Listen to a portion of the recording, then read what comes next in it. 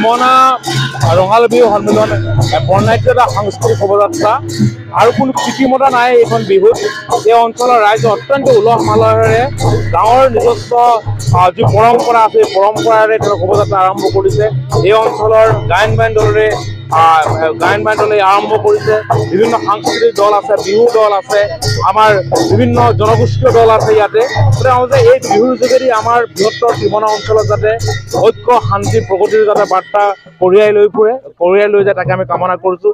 তাৰ লগে লগে এটা শক্তিশালী অসমীয়া সত্তা যাতে ইয়াতে প্ৰকাশ পায়, তাৰ লগতে এটা শক্তিশালী অৰ্থনৈতিক এটা বুনিয়াদ যাতে সৃষ্টি হয় আমাৰ বিহুৰ যোগেদি আমি তাকে কামনা কৰিছোঁ।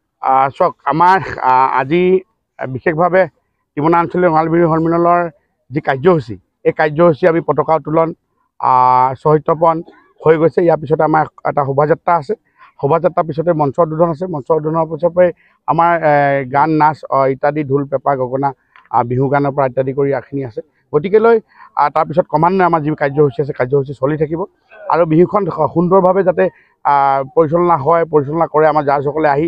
আৰু আমি আশা কৰিম যে টিমনাবাসীয়ে ৰাইজে যিধৰণে যিমান উৎসাহেৰে দান বৰঙণি দি এই বিহুখন পাতিছে, আৰু গতিকেলৈ সেই হিচাপত আমি ভাবোঁ যে সুন্দৰভাৱে আমি বিশেষ আজি যি অহাকালিলৈ যি আকৰ্ষণ দৃষ্টি কৰিবৰ কাৰণে যি আমি সন্ধিয়া মানে আমি গায়ক আনিছোঁ, এই গায়কৰ প্ৰতি লক্ষ্য ৰাখি আমি ভাবিছোঁ যে ওচৰৰ পাজত যিহেতু বিহু নাই, আৰু গতিকেলৈ খুব মানুহ আমাৰ ইয়াত ভৰি পৰিব বুলি ভাবিছোঁ। আৰু আগন্তুক দিনতো আমি যিহেতু বিহু ইয়াত পাতিছোঁ, আৰু তেখেতসকল আহোঁতেও আমাৰ সন্ধিয়া যি এটা ইয়াত ইমান ধুনীয়া পৰিৱেশ এটা হয়, সেই পৰিৱেশটো যাতে নষ্ট নহয়, আৰু সেইকাৰণে আমি লক্ষ্য ৰাখিব লাগিব।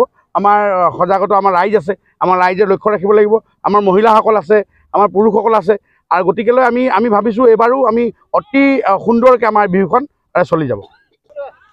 অসমীয়া জাতিৰ বাপতি সাহোন, অসমীয়া জাতিৰ হিয়াৰ আমঠু বহাগ বিহুটো এনেদৰে আমি নৱপ্ৰজন্মক কেনেধৰণে আমি বিহুটো ৰক্ষা কৰিম, তাৰ এটা সংবিধান বিচাৰি আমি টিমনা আঞ্চলিক ৰঙালী বিহু সন্মিলনখন পাতিবলৈ যোজা কৰিছিলোঁ।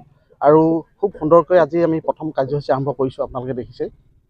গতিকে আমি সকলো ৰাইজকে আহ্বান জনাম যে আমাৰ টিমনা আঞ্চলিক ৰঙালী বিহুখন সুচাৰুৰূপে পালন হওক, আৰু ওচৰে পাঁজৰে যিসকল বিহুপ্ৰেমী ৰাইজ আছে, অসমীয়া ৰাইজ আছে, সকলো আহি আমাৰ বিহুখন উপভোগ কৰক। আৰু অসমীয়া জাতিৰ বাপতি সাহোন, অসমীয়া জাতিৰ হিয়াৰ আমঠু যি বিহু, সেই বিহুটি নৱপ্ৰজন্মই ভালদৰে আঁকোৱালি লৈ অদূৰ ভৱিষ্যতে আমাৰ বিহুটো জীয়াই ৰাখিব বুলি আমি এটা আশা ৰাখিছোঁ। আৰু গতিকে সেই অনুৰোধ মৰ্মে আমি আমাৰ বিহুখনি সুচাৰুৰূপে পালন কৰিবলৈ উদযাপন সমিতিৰ বদ্ধপৰিকৰ।